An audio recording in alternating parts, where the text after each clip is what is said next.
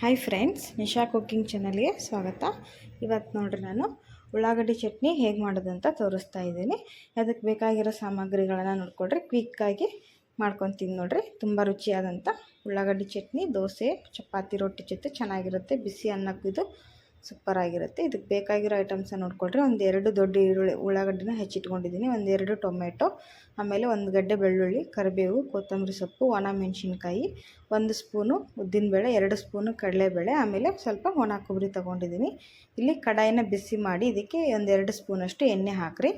ಎಣ್ಣೆ ಬಿಸಿ ಆದಮೇಲೆ ಕಡಲೆಬೇಳೆನ ಚೆನ್ನಾಗಿ ಇದರಲ್ಲಿ ಹುರ್ಕೋರಿ. ಫಸ್ಟು ಕೆಂಪಗೆ ಹುರ್ಕೋಬೇಕು ಕಡಲೆಬೇಳೆನ. ಇದರಲ್ಲೇ ನಾನು ಉದ್ದಿನಬೇಳೆ ಹಾಕ್ತಾಯಿದ್ದೀನಿ, 1 ಸ್ಪೂನಷ್ಟು. ಎರಡನ್ನೂ ಸೇರಿಸಿ ಚೆನ್ನಾಗಿ ಕೆಂಪಿಗೆ ಫ್ರೈ ಮಾಡ್ಕೊಳ್ರಿ. ಫ್ರೈ ಮಾಡ್ಕೊಂಡು ಇವಾಗ ನೋಡಿರಿ ಫ್ರೈ ಆಗಿದೆ. ಇದನ್ನು ಒಂದು ಕಪ್ನಲ್ಲಿ ತೆಗೆದಿಟ್ಕೊಳ್ಳೋಣ. ಫಸ್ಟು ಇವೆರಡನ್ನೂ ಫ್ರೈ ಮಾಡಿ ತೆಗೆದಿಟ್ಕೊಳ್ರಿ. ತುಂಬ ಚೆನ್ನಾಗಿರುತ್ತೆ ಚಟ್ನಿ ಇದು, ಮತ್ತು ಕ್ವಿಕ್ಕಾಗಿ ರೆಡಿ ಆಗುತ್ತೆ. ಮಾಡ್ಕೊತೀನಿ ನೋಡಿರಿ ಫ್ರೆಂಡ್ಸ್. ಇಲ್ಲಿ ಹೆಚ್ಚಿಟ್ಕೊಂಡಂತೆ 2 ಉಳ್ಳಾಗಡ್ಡಿನ ಅದೇ ಎಣ್ಣೆಲೆ ಅದೇ ಕಡಾಯಿಗೆಲ್ಲ ಹಾಕಿ ನಾನು ಫ್ರೈ ಮಾಡ್ತಾಯಿದ್ದೀನಿ. ಇದ್ರ ಜೊತೆ ಅವುಗಳು ಫ್ರೈ ಆದರೆ ಹೊತ್ತೋಗುತ್ತೆ ಅಂಥೇಳಿ ಫಸ್ಟ್ ಅದನ್ನು ಫ್ರೈ ಮಾಡಿ ತೆಗೆದಿಟ್ಕೊಂಡೆ. ಇದಕ್ಕೆ ಸ್ವಲ್ಪ 1 ಸ್ಪೂನಷ್ಟು ಜೀರಿಗೆ ಹಾಕ್ತಾಯಿದ್ದೀನಿ ಉಳ್ಳಾಗಡ್ಡಿ ಜೊತೆ. ಆಮೇಲೆ ತೊಗೊಂಡಂಥ 2 ಟೊಮೆಟೊನ ಅದ್ರ ಜೋಡಿನೇ ಹಾಕಿ 2 ಚೆನ್ನಾಗಿ ಕೆಂಪಿಗೆ ಹುರಿಯಿರಿ. ಉಳ್ಳಾಗಡ್ಡಿ ಮತ್ತು ಟೊಮೆಟೊನ ಸರಿಯಾಗಿ ಹುರ್ಕೊಳ್ರಿ. ಕೆಂಪಗಾಗೋವರೆಗೂ ಹುರಿಬೇಕು. ಆಮೇಲೆ ಆವಾಗಲೇ ಟೇಸ್ಟು ಚೆನ್ನಾಗಿರುತ್ತೆ ಚಟ್ನಿದು. ಈಗ ನಾನು ಇದಕ್ಕೆ ತೊಗೊಂಡಂಥ ಒಣ ಮೆಣಸಿನ್ಕಾಯಿನ ಹಾಕ್ತಾಯಿದ್ದೀನಿ. ನಿಮಗೆ ಖಾರ ಜಾಸ್ತಿ ಇದ್ದರೆ ಜಾಸ್ತಿ ಹಾಕ್ಕೊಳ್ರಿ. ನಾನಿಲ್ಲಿ 6 ಮೆಣಸಿನ್ಕಾಯಿನ ಹಾಕ್ತಾಯಿದ್ದೀನಿ.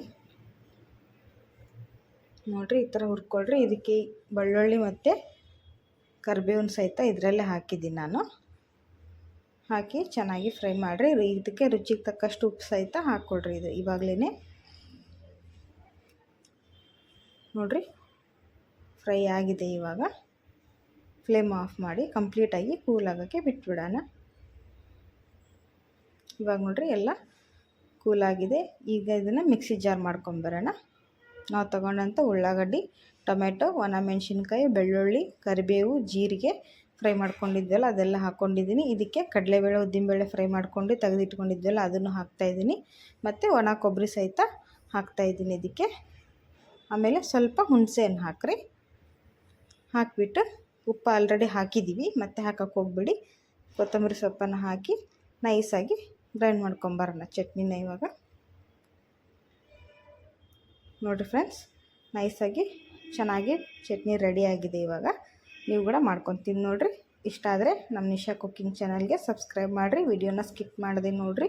ವಿಡಿಯೋನ ಹಾಗೆ ನೋಡ್ತಾ ಇದ್ದೀರಾ ಫ್ರೆಂಡ್ಸ್, ಪ್ಲೀಸ್ ದಯವಿಟ್ಟು ಸಬ್ಸ್ಕ್ರೈಬ್ ಮಾಡಿಕೊಂಡು ವಿಡಿಯೋನ ನೋಡಿರಿ. ಹೀಗೆ ನನಗೆ ಸಪೋರ್ಟ್ ಮಾಡ್ತಾಯಿರಿ.